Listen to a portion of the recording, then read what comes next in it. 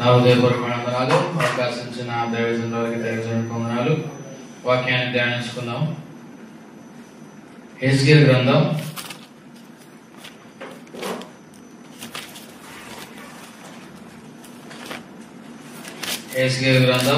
37వ అధ్యాయం. హెజ్కేలు గ్రంథం 37వ అధ్యాయం 26వ వచనం చదువుకుందాం.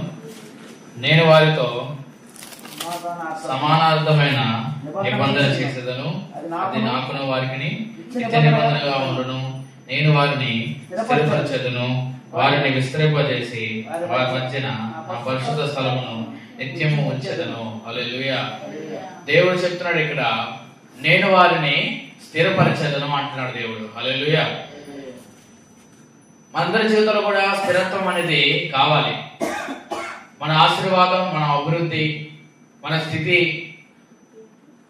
ఏమిటి, మన ఉద్యోగం కావచ్చు, మన వ్యాపారం కావచ్చు, మన కుటుంబం కావచ్చు, మన ఆరోగ్యం కావచ్చు, మన శక్తి కావచ్చు, మన బలం కావచ్చు, ఏదైనా సరే అది స్థిరంగా ఉండాలి, అది పోకూడదు అని ప్రతి ఒక్కరు కూడా ఆలోచన చేస్తూ ఉంటారు, ప్రార్థనలు చేస్తూ ఉంటారండి. దేవుడిని ప్రతి ఒక్కరు అడిగేది ఏంటంటే స్థిరత్వం కావాలని, ఆయన స్థిరత్వాన్ని మాకు దయచేయండి, మా కుటుంబంలో స్థిరత్వం దయచేయండి. మా కుటుంబంలో సంతోషం స్థిరత్వం లేదు, సమాధానం స్థిరత్వంగా లేదు, ఐక్యత స్థిరత్వంగా లేదు, మా కుటుంబంలో ప్రార్థన స్థిరత్వంగా లేదు, మా కుటుంబంలో ఆశీర్వాద స్థిరత్వం లేదు, మా కుటుంబంలో పనులు స్థిరంగా లేవు, మా కుటుంబంలోని ప్రేమ స్థిరంగా లేదు అని ప్రతి ఒక్కరు కూడా ఏ కుటుంబంలో దేనికి స్థిరత్వం లేదో వాటికి స్థిరత్వం కావాలి, వాటిని స్థిరపరిచి మా కుటుంబాన్ని ఆశీర్వదించమని ఎంతో మంది ప్రార్థనలు చేస్తూ ఉంటారండి. హల్లెలూయా. కనుకనే మనమందరూ కూడా స్థిరత్వం కొరకు విశ్వాసం చూపించిన వారుగా, స్థిరత్వం కొరకు ఆరాటపడే వారుగా, స్థిరత్వాన్ని ప్రేమించే వారుగా, స్థిరత్వం కొరకు విశ్వాసం చూపించి ఆ స్థిరమైన కార్యాలు అనుభవించే వారుగా ఉండాలండి. హల్లెలూయా. కాబట్టి పిల్లరా, దేవుడు వాక్యం సెలవిస్తుంది, నేను వారిని స్థిరపరిచెదను. ఎవరైతే స్థిరత్వం కొరకు ఉపవాసాలు ఉండి ప్రార్థన చేస్తున్నారో, స్థిరత్వం కొరకు స్థిరత్వం కావాలని కన్నీళ్లు విడుస్తున్నారో, స్థిరత్వము కోరే హృదయము కలిగి ఎవరైతే ఉంటున్నారో వాళ్ళందరికీ దేవుడు చెప్తున్నాడు, మీకు స్థిరత్వాన్ని కలుగు చేసేదను. హల్లెలూయా. కలుగు చేసేదను. ఏమండి, పనిచేసే వ్యక్తి కూడా తాను పనిలో స్థిరంగా తనకిచ్చిన పోస్ట్ కావచ్చు, తనకిచ్చిన ప్రమోషన్ కావచ్చు, తనకిచ్చిన స్థాయి కావచ్చు, ఆ స్థాయిలో అతను స్థిరంగా ఉండాలని అనుకుంటాడు. ఏమండి, అతను చేసుకునే వ్యాపారం స్థిరంగా ఉండాలనుకుంటారు. అతను పిల్లలు వాళ్ళు చదువు స్థాయి ఎంతో తెలుసు, వాళ్ళు చదివే స్థాయి, ఆ స్థాయిలో వాళ్ళు స్థిరంగా ఉండాలని కోరుకుంటారు. కనుకనే ప్రతి ఒక్కరు కూడా స్థిరత్వాన్ని ఆశించే వాళ్ళే, స్థిరత్వాన్ని కోరుకునే వాళ్ళే.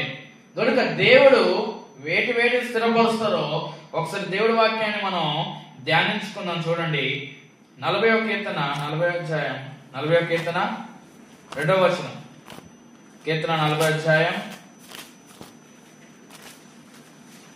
2వ వచనం మనం చదువుకుందామండి.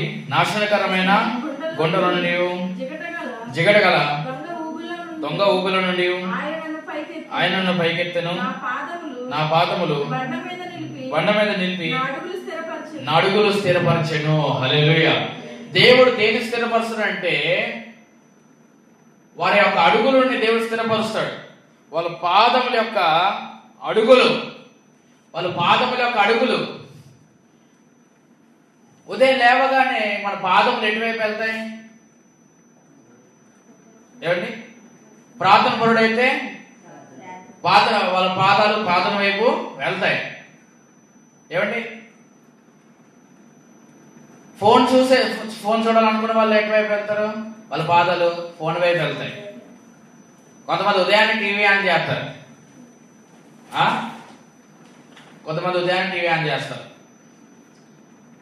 కొంతమంది ఇల్లాలు, కొంతమంది ఉదయాన్నే వాళ్ళ పాదాలు ఎటువైపు వెళ్తాయి? వంటగదిలోకి వెళ్తాయి కదండి.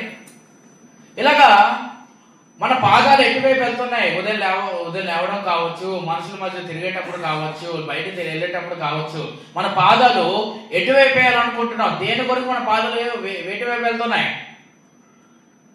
మనం సరిగ్గా గ్రహించాలి. ఏమండి, గుడ్డివాడు మనకందరూ కనబడితే కదా ఒక పాదం ముందుకేసేది, అవునా కదా? అదే మనకు కనబడకపోతే 10 అడుగులైనా వేయగలమా? ఇక ఎవరో సహాయం కావాలి, లేకపోతే కర్ర కావాలి, లేకపోతే ఏదో గోడ కావాలి, లేకపోతే ఎవరో చెయ్యి కావాలి, మనం చూపు లేకపోతే. కానీ ఒక గుడ్డివాడు యేసు ప్రభు ముందుకెళ్ళిపోతుంటే మనుషులందరూ యేసయ్య దావీదు కుమారుడు అంటుంటే, ఈ గుడ్డివాడు అడుగులు వేయలేని స్థితిలో ఉన్నా కూడా ఏం చేస్తున్నాడు? ఆ పాదములకు అడుగులు ఎవరి వైపు వెళ్తున్నాయి? యేసు ప్రభు వైపు వెళ్తున్నాయి. ఆ వెళ్తున్న అడుగులు, పాదములు వలన తను వేస్తున్న అడుగులు ఎవరి వైపు వెళ్తున్నాడు? స్వస్థత కొరకు అడుగులు వేస్తున్నాడు, తను బాగోవడానికి అడుగులు వేస్తున్నాడు, నాకు చూపు దొరుకుతుంది అడుగులు వేస్తున్నాడు. గనుకనే మనం దేని కొరకు విశ్వాసంతో అడుగులు వేసిన వారుగా ఉంటే ఖచ్చితంగా మన అడుగులు దేవుడు స్థిరపరిచి కార్యం జరిగిస్తాడు. హల్లెలూయా. ఏమిటి గమ్మత్తమైన విషయం, ఆశ్చర్యకరమైన విషయం, ఒక గుడ్డివాడు ఎవరో సహాయం లేకుండా నడవలేని వ్యక్తి యేసయ్య ముందు వెళ్ళిపోతుంటే ఎవరో నడిపించినట్టుగా, ఎవరో దారి చూపించినట్టుగా అతడు అడుగులు యేసు ప్రభు వైపు వెళ్ళిపోతూ ఉన్నాయి. హల్లెలూయా. కనుక కార్యాచరణకు మనం అడుగులు వేయాలి, అద్భుతాలు చూడడానికి అడుగులు వేయాలి, స్వస్థత కొరకు అడుగులు వేయాలి, మనము ఆస్వాదించబడకు అడుగులు వేయాలి, విజయం పొందడానికి మనము అడుగులు వేయాలి. అటువంటి అడుగులు వేసే వారు ఎవరైతే ఉంటారో, అటువంటి అడుగులు గలవారు ఎవరైతే ఉంటారో, అటువంటి పాదం గలవారు ఎవరైతే ఉంటారో ఖచ్చితంగా వాళ్ళ ఆ దిశ వైపు వాళ్ళు నడిపించి దేవుడు వాళ్ళకి కావాల్సిన వాటిని వాళ్ళకి అనుగ్రహిస్తాడు దేవుడు. హల్లెలూయా. ప్రియులారా, ఒక భక్తుడు తన సైన్యాన్ని ఒకవైపు నడుస్తున్నారు, ఒకవైపు వెళ్దాం అని అనుకుంటున్నారు. వారు అందరి పాదాలు ఒకవైపే అడుగులు వేస్తున్నాయి. చూడండి, 1 దినవృత్తాంతముల గ్రంథం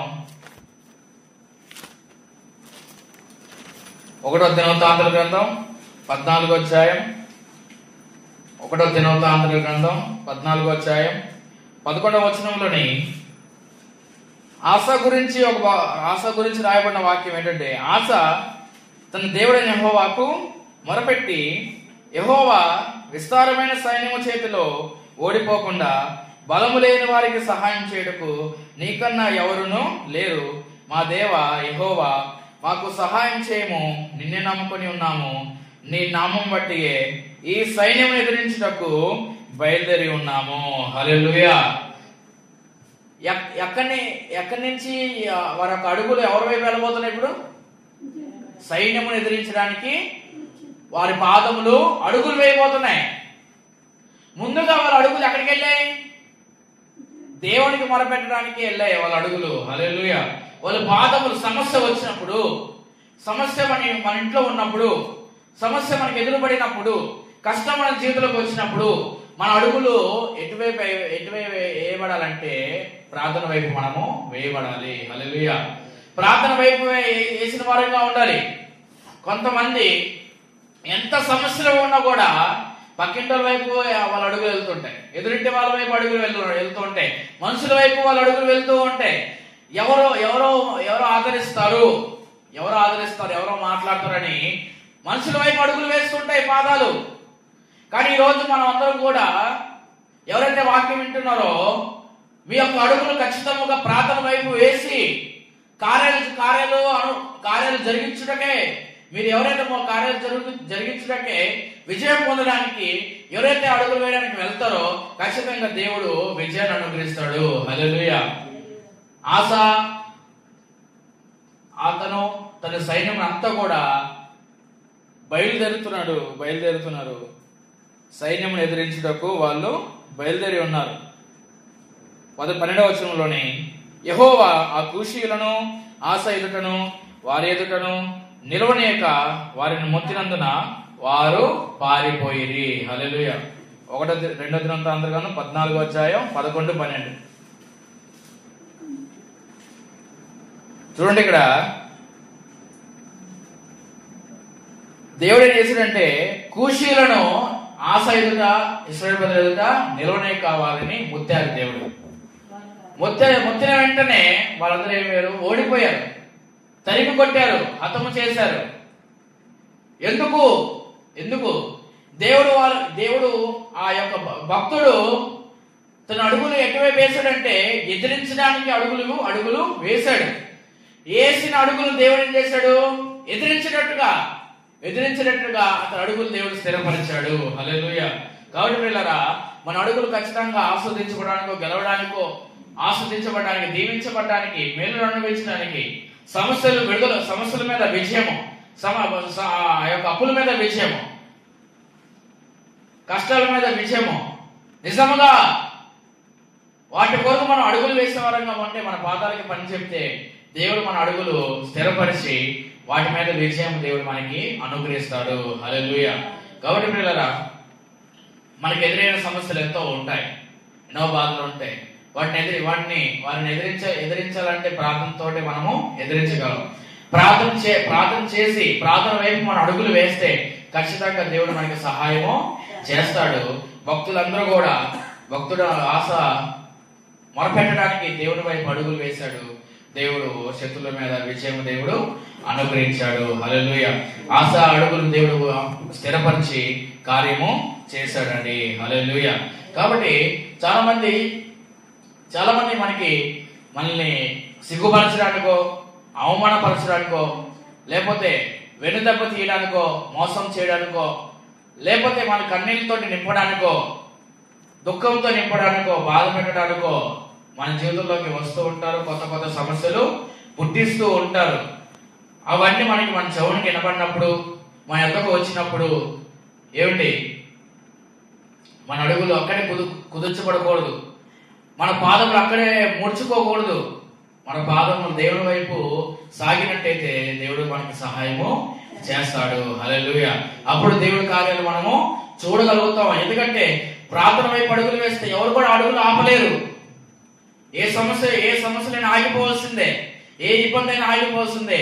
ఎంతటి మనుషులైనా సరే, ఎంత బలమైన మనుషులైనా సరే, అధికార మనుషులు గలవారైనా సరే, ఎవరు కూడా ఆ ప్రార్థన అడుగులను ఎవరు కూడా ఆపలేరు. హల్లెలూయా. తుడిచిపెట్టలేరు. ఆ ప్రార్థన అడుగుల ద్వారా కలిగే విజయం ఎవరు కూడా ఆపలేరు. దేవుడికి మహిమ కలుగును గాక. హల్లెలూయా. గనుక ప్రియులారా, విజయం వైపు మనం అడుగులు వేస్తే ఖచ్చితంగా విజయాన్ని మనం అందుకోగలుగుతాము. విజయాన్ని అందుకునేంతగా స్థిరత్వాన్ని దేవుడు మనకు అనుగ్రహిస్తాడు. హల్లెలూయా. ఇంకో మాట చూడండి. 2 సమూయేలు గ్రంథం 2 సమూయేలు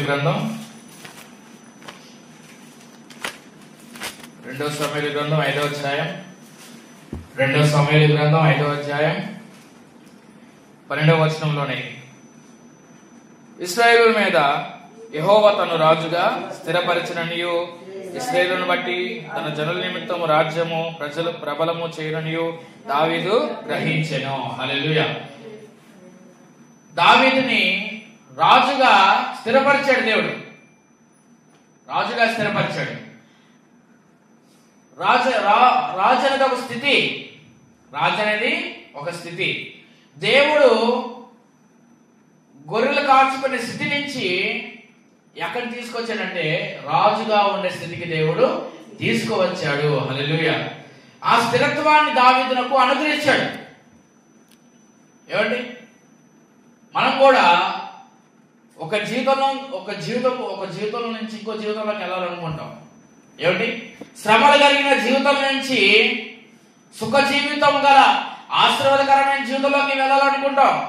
ఆ శ్రమలు అనుభవించే స్థితి నుంచి నేను మార్చబడాలి, నేను మార్పు పొందాలి.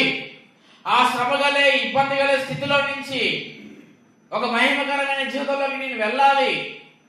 ఆ వెళ్ళిన చోటని ఆ జీవితం, దేవుడిచ్చే జీవితంలో నేను స్థిరంగా ఉండాలని మనం అందరం కూడా ప్రార్థన చేసే వరంగా ఉండాలి. హల్లెలూయా.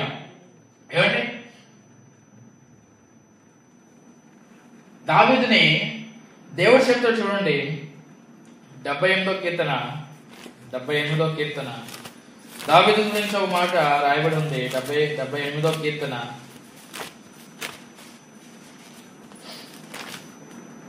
70 నుంచి 72 వచనాలు చదువుకున్నట్లయితే, తన దాసుడైన దావీదును కోరుకొని గొర్రెల దొడ్ల నుండి అతన్ని పిలిపించెను. పాడి గొర్రెలను వెంబడించుట మానిపించి తన ప్రజలైన యాకోబును తన స్వాస్థ్యమైన ఇశ్రాయేలు మేపుటకై ఆయన అతనిని రప్పించెను. అతడు యథార్థహృదయుడై వారిని పాలించెను, కార్యములందు నేర్పరి అయి వారిని నడిపించెను. హల్లెలూయా. దేవుని ప్రియులారా, ఒకసారి మీరు గమనించినట్లయితే దేవుడు ఏ స్థితి నుంచి దావీదును స్థిరపరిచాడంటే, ఏ స్థితిలో నుంచి పిలిపించి ఏ స్థితిలో పెట్టాడంటే, అతడు గొర్రెల దొడ్లో నుంచి అతన్ని పిలిపించాడంట దేవుడు. హల్లెలూయా. అతన్ని పిలిపించి రాజుగా చేసి, రాజుగా నిలబెట్టి, రాజధికారం ఇచ్చి, రాజరికం ఇచ్చి, ప్రజలనిచ్చి, ఆ రాజ్యం ఇచ్చి, ఆ ప్రజల మీద, రాజ్యం మీద, అతడు సింహాసనం మీద రాజుగా అతన్ని స్థిరపరిచాడు. హల్లెలూయా. కాబట్టి పిల్లరా, మనందరూ కూడా ఒక స్థితి నుంచి వెళ్ళగలిగితే దాని స్థిరత్వం. ఒక స్థితి మారిందంటే, ఒక స్థితి నుంచి నేను వెళ్ళి ఆస్వాదించబడ్డానంటే దేవుడు అది స్థిరపరిచాడని మనం గ్రహించాలి. హల్లెలూయా.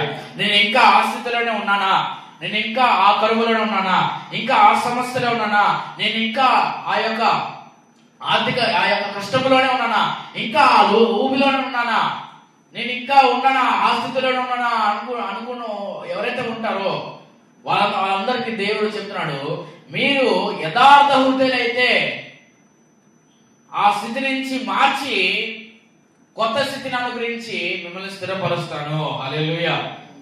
ఏమండి, దావీదు యథార్థవంతుడు. దేవుడు చెప్తాడు చూడండి, ఒకటో రాజుల గ్రంథం 9వ అధ్యాయం, 1 రాజులు 9వ అధ్యాయం 4-5 వచనాలు చదువుకుందాం. 1 రాజులు 9వ అధ్యాయం 4-5 వచనాలు చదువుకున్నట్లయితే, నీ తండ్రి అయిన దావీదు నడిచినట్లు నీవును యథార్థ హృదయుడివై నీతిని బట్టి నడుచుకొని నేను నీకు సెలవిచ్చిన అంతటి ప్రకారం చేసి నా కట్టడలను విధులను అనుసరించినట్లా నీ సంతతిలో ఒకడు ఇశ్రాయేలు మీద సింహాసీనుడై ఉండక మానడని నీ తండ్రి అయిన దావీదునకు నేను సెలవిచ్చినట్లు ఇశ్రాయేలు మీద నీ సింహాసనమును చిరకాలం వరకు స్థిరపరచుదును. హల్లెలూయా. ఇక్కడ కూడా స్థిరపరుస్తానంటున్నాడు. ఎలా ఉంటే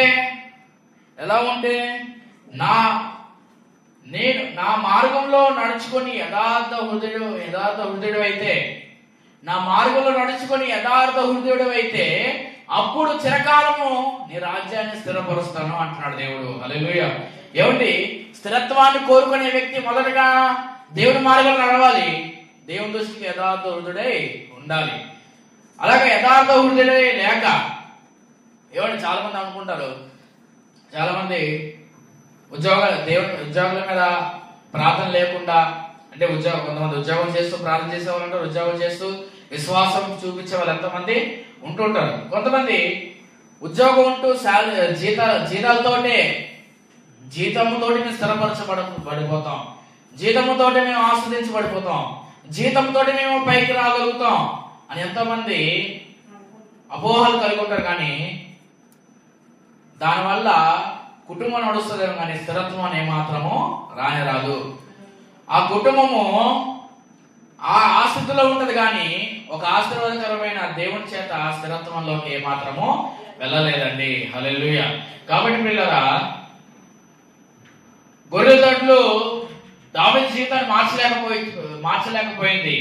దేవుడు సన్నిధి దావీదుని మార్చగలిగింది. హల్లెలూయా.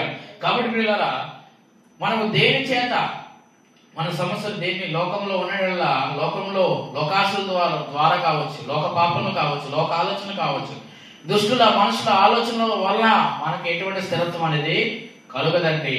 దేవుడు ఒక సన్నిధిలో తోడు కలిగిన వారంగా ఉంటే ఆ స్థిరత్వాన్ని మనము పొందుకోగలుగుతాం. దావీదు యథార్థ హృదయుడై దేవుడి మార్గంలో నడుచుకున్నాడు కనుకనే దావీదుని స్థిరపరిచాడు రాజుగా. మనం కూడా దేవుడి మార్గంలో నడుచుకున్నట్లయితే ఆ స్థిరత్వాన్ని మనం కూడా చిరకాలం మనము పొందుకోగలుగుతాము. హల్లెలూయా. ఏమండి, ఇప్పుడు నేను కూడా ఉన్నాను, ఆరాధన చేస్తున్నాను, వాక్యం చెప్తున్నాను. ఈ స్థిరత్వాన్ని ఇలాగే కొనసాగాలంటే, ఈ స్థిరత్వాన్ని ఇలాగే ఆశ్రయించబడినట్టుగా నీకు ఎంతో ప్రార్థనలో నిలకడగా ఉండాలి. హల్లెలూయా.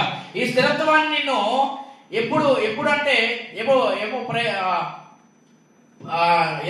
ఎంతో వయసు వచ్చేంత వరకు, నా ముదిమ వయసు వచ్చేంత వరకు ఈ స్థిరత్వాన్ని చిరకాలం నేను చూడాలంటే ఏమిటి? దేవుడి మార్గంలో నేను నడుచుకుని ఉండాలి. హల్లెలూయా.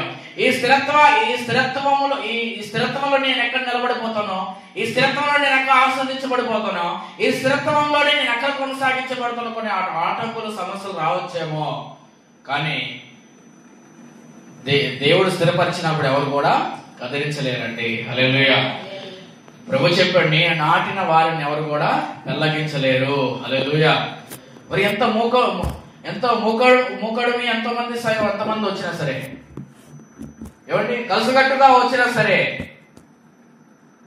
సమస్యలు కదిలించబడతాయి, కానీ దేవుడి చేత స్థిరత్వాన్ని పొందుకున్న వాళ్ళు ఎవరు కూడా కదిలించబడలేరు. అంటే దావీదుని ఎంతమంది కదిలించాలనుకున్నారు? సౌలు రాజుగా అవ్వకుండా చంపేద్దాం అనుకున్నాడు. ఏమండి, కుటుంబ అబ్షలోము తన కొడుకు రాజుగా ఉండకూడదు, నేను రాజున నీకు బయటికి వెళ్ళేశాడు. కానీ సింహాసనం మీద ఆయన ఎంతకాలం ఉండగలిగాడంటే అబ్షలోము? ఏమండి, ఆ సింహాసనం ఎవరిది? దావీదుని స్థిరపరిచాడు, దావీదుని కూర్చోబెట్టాడు. కానీ ఎవరో వచ్చి రాంగ్ గా వచ్చి, ఏమండి, ఇది ఈరోజు మనం ఎంతమంది చూస్తున్నాం, ఎంతమంది రాజకీయం లేదండి, ఒకరు ఉద్యోగాన్ని ఇంకొకరు దొంగలించట్లేదా, ఒకరు వ్యాపారాన్ని ఇంకొకరు తీసుకుని చేయట్లేదా, ఒకరి ఇల్లు మెయింటెనెన్స్ ఇంకొకరు చూసుకోవట్లేదా? ఏమండి, ఎందుకు అలాగా ఆలోచించే వాళ్ళు కూడా, ఎందుకు నాకు ఇంట్లో స్థిరత్వం లేదు, ఎందుకు వ్యాపారంలో నాకు స్థిరత్వం లేదు, ఎందుకు నాకు ఉద్యోగంలో స్థిరత్వం, నా ఉద్యోగం ఇంకెవరికో పోతుందే, నా వ్యాపారం ఇంకెవరికో పోతుందే, నా ఇంట్లో నా పెత్తనం ఇంకెవరికో పోతుందే అని ఒక స్థిరత్వం కొరకు ఆలోచన చేసే వాళ్ళు ఎంతో మంది ఉంటారు. ఈ 3 చోట్ల ఎక్కడైనా స్థిరత్వం కావాలంటే మనం ఎంతకంటే దావీదు ఎంతో ప్రార్థన చేశాడు ఆ స్థిరత్వం కొరకు. ఆ స్థిరత్వం కొరకు ఎంతో యథార్థతను చూపించి ఆ స్థిరత్వాన్ని, ఆశీర్వాదాన్ని పొందుకోగలిగాడండి. హల్లెలూయా. కాబట్టి పిల్లరా, స్థిరత్వం పొందుకునే హృదయం నీకు ఉన్నంత వరకు నీ స్థిరత్వాన్ని ఎవరు కూడా నీ నుంచి దూరం చేయలేరు. హల్లెలూయా. నిన్ను స్థిరపరిచేంత శక్తి దేవునికి మాత్రమే ఉన్నది. దేవుడు మాట్లాడుతున్నారు, నేను వారిని స్థిరపరిచేదను. హల్లెలూయా. నీ తండ్రి స్థిరపరిచినట్టు నిన్ను కూడా నేను స్థిరపరిచేదను. పిల్లరా, మనందరూ కూడా మరి ఎక్కడున్నా సరే, ఎక్కడైనా ఏ పనిలో ఉన్నా సరే, ఏ బంధువుల దగ్గర ఉన్నా సరే, మనం స్థిరంగా మనం ఉండాలి, దేవుడి చేత స్థిరపరచబడాలి. హల్లెలూయా. ఇంకో మాట చూద్దాం చూడండి. సామెతల గ్రంథం 16వ అధ్యాయం. సామెతల గ్రంథం 16వ అధ్యాయం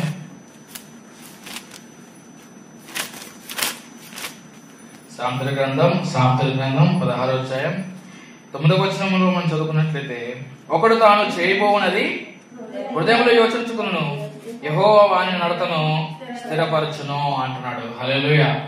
మనందరం కూడా ఉదయాన్నే లేవగానే, పడక మీద లేవగానే ఏం ఆలోచించుకుంటారు? చాలా మంది ప్రార్థన కాకుండా కావచ్చు, ఇంకేమైనా ఏం చేద్దాం అనుకుంటారు.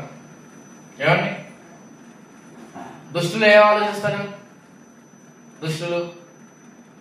లోకస్తులు ఏం ఆలోచన చేస్తారు? పాపం గురించి ఆలోచన చేస్తూ ఉంటారు. ఏంటి, ఉదయాన్నే ఈ ఉదయం చేయాల్సిన పనుల గురించి పడక మీద యోచన చేస్తూ ఉంటారు. అయితే అది అలాగే దేవుడు స్థిరపరుస్తాడు, అది అలాగే జరిగేటట్టు చేస్తాడు. దాని వల్ల వచ్చే ప్రతిఫలం వాళ్ళు అనుభవించక తప్పదు. ఎందుకంటే వాళ్ళు ఏమీ జరగదనుకుంటానే యోచన చేస్తారు, కానీ దాని ప్రతిఫలం దేవుడు వాళ్ళకి అనుగ్రహిస్తాడు. మళ్ళీ అనుకుంటారు, అరే ఇలా జరిగింది, ఎలా జరిగిందంటే అలా జరిగింది, అలా చేయాలనుకున్నాం, ఇలా జరిగింది. ఏమండి, అలా చేయాలనుకోకపోతే ఎలా జరగదు కదా. అలాగా జరిగించింది ఎవరు? అలా జరగాలని చేసింది ఎవరు? దేవుడు. నువ్వు ఇలా చేయాలనుకున్నావు, దేవుడు అలాగా జరిగించాడు, దెబ్బ జరిగింది. ఏమండి, మనము ఏం చేయబోతున్నాం యోచించుకోవాలి. కుటుంబం పరంగా, కుటుంబం కొరకు ఒక ఆశీర్వాదకరమైన యోచన మనం యోచిస్తూ ఉండాలి. నా కుటుంబాన్ని ఎలాగా దీవించబడేటువంటి చేయాలి, నా కుటుంబాన్ని ఎలాగా దేవుని సందులో ఎలాగా పోషించబడేట్టుగా చేయాలి, నా కుటుంబము, నా పిల్లలు, నా ఇంటి వారందరూ కూడా ఎలాగ దేవుని సందులో ఎలాగ దీవించబడాలి అని యోచన చేసిన వారుగా ఉన్నట్లయితే దేవుడు మన నడతన దేవుడు స్థిరం. ఇటువంటి ఆలోచన మనం ఇలాంటి యోచన మనకి ఉండాలి ఆత్మీయపూర్వకముగా. అలాంటి ఆలోచన, అలాంటి యోచన ఒక వ్యక్తి గురించి చూడండి. ఎస్తేరు గ్రంథం 7వ అధ్యాయం, ఎస్తేరు గ్రంథం 7వ అధ్యాయం, ఎస్తేరు గ్రంథం 7వ అధ్యాయం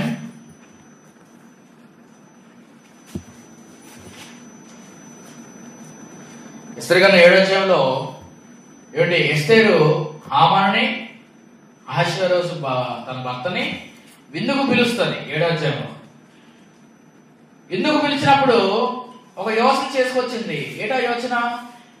హామానుని నా భర్తని విందుకు పిలిచి హామాను నుంచి నా ప్రజలను ఎలాగైనా సరే తప్పించాలి, రక్షించాలని ఒక యోచన చేసుకుని వచ్చింది. అంటే విందు సిద్ధపరచుకు మునిపే తన భర్తని హామానుని విందుకు పిలవక ముందే ఇంటి యొద్ద ఉన్నప్పుడే యోచన చేసుకొచ్చింది. నేను ఇలా చేయాలనుకున్నాను. దేవుడు తను అలాగే ఎస్తేరు నడతను దేవుడు స్థిరపరిచాడు. హామానుని ఉరుకమము ఎక్కేటట్టుగా జరిగించాడు దేవుడు. హల్లెలూయా.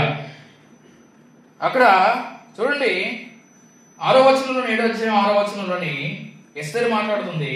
5వ వచనంలో 5వ వచనం ఉంటుంది, ఈ కార్యం చేసిన వాడు ఎవడని భర్త అడిగితే ఎస్తేరు చెప్తుంది, మా విరోధియకు ఆ పగవాడు దుష్టుడైన ఈ హామానునే అనెను. హల్లెలూయా. ఏమండి అంటే ఒక యోచన, ఒక ప్లానింగ్ చేసుకుని వచ్చింది.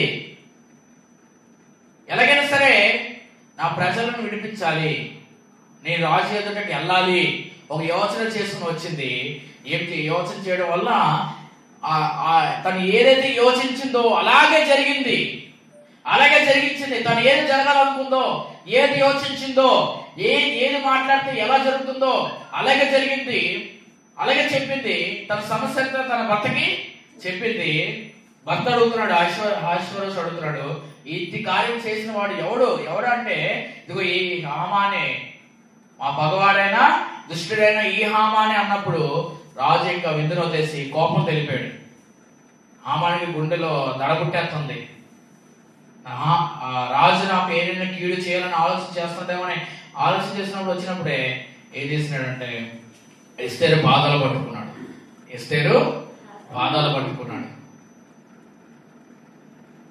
అహష్వేరోషు నా రాణిని ముట్టుకుంటావా అని ఇంకా ఏం చేశాడు, తీసుకెళ్లిపోయి ఉరికమ్మము ఎక్కించాడు. హల్లెలూయా. ప్రియులారా, ఇక్కడ గమనించినట్లయితే ఒక ఆశీర్వాదకరమైన యోచన చేసిన పని కనబడుతుంది. ఏటా యోచన? తన ప్రజల కొరకు యోచన చేసింది. నా భర్తకు చెప్పి సమస్య నుంచి నా ప్రజలను విడిపించాలి, రక్షించాలి, బ్రతికించాలి, నా ప్రజలు ఏ ఒక్కరు కూడా చనిపోవడానికి వీల్లేదు. ఒక యోచన పెట్టుకొని దేవుడి సన్నిధిలో ప్రార్థన చేసి 3 రోజులు ఉపవాసం ఉండి ఆ యోచన నెరవేరుటకు, ఆ యోచన స్థిరపడుటకు, తన నడత స్థిరపడుటకు 3 రోజులు ఉపవాసము ఉండింది. దేవుడు ఆ యోచనకు స్థిరత్వాన్ని దేవుడు కలుగు చేసి ఆ యొక్క యోచన నెరవేర్చి దేవుడు యూదులందరికీ కూడా ఆనందాన్ని, క్షేమము దేవుడు అనుగ్రహించి ఉన్నాడు. హల్లెలూయా. ప్రియులారా, సంఘం పాడు చేయడం కావచ్చు, సంఘాన్ని కాలు చేయడం కావచ్చు, సంఘానికి తలుపు వేయబడాలని, సేవ జరగకూడదని, లేకపోతే నీ కుటుంబం ఆస్వాదించబడకూడదు, దీవించకూడదు, పైకి ఎదగకూడదు, నీ కుటుంబంలో నెమ్మది, సంతోషం ఏమాత్రం ఉండకూడదు. ఇలాంటి వాటి కొరకు ఎంతమంది కీడును పుట్టించే వాళ్ళు ఎంతమంది ఉన్నారు, కీడు చేయాలని ఆలోచన ఎంతమంది ఉన్నారు. అయితే అవి జరగక ముందే నువ్వు యోచన చేయాలి. ఒక బలమైన యోచన ఒకటి చేయాలి. ఆ యోచన ఎలా ఉండాలంటే ఆ యొక్క కీడు చేయాలని ఆలోచన పతనమైపోయి లయమైపోవాలి. హల్లెలూయా. అటువంటి యోచన, శక్తికరమైన బలమైనకరమైన యోచన చేయగలిగితే, ఇదిగో హామానుని గెలిచిన ఎస్తేరు వల్ల నీవు కూడా నీకు ఎటువంటి సమస్య ఉన్నావు, ఏ మనిషి సమస్యగా ఉందో ఆ సమస్యను దేవుడు తొలగించి శాంతి నెమ్మదిని దేవుడు అనుగ్రహిస్తాడు. హల్లెలూయా. చూడండి, ఎస్తేరు యోచన దేవుడు స్థిరపరిచాడు. తాను ఏదైతే యుద్ధంలో యోచించిందో దేవుడు అలాగే జరిగించాడు ప్రియులారా. కాబట్టి ప్రియులారా, దేవుడి మీద విశ్వాసం గలవారు ఉండండి. నేను వారిని స్థిరపరిచేదని అంటున్నాడు. నేను మిమ్మల్ని స్థిరపరుస్తున్నానని దేవుడు వాగ్దానం చేస్తున్నాడు. కాబట్టి ప్రియులారా, ఆ వాగ్దానం కొరకు మనం ప్రార్థన చేద్దాము. ఈ కొద్ది మాట దేవుడు దీవించును గాక. ఆమేన్.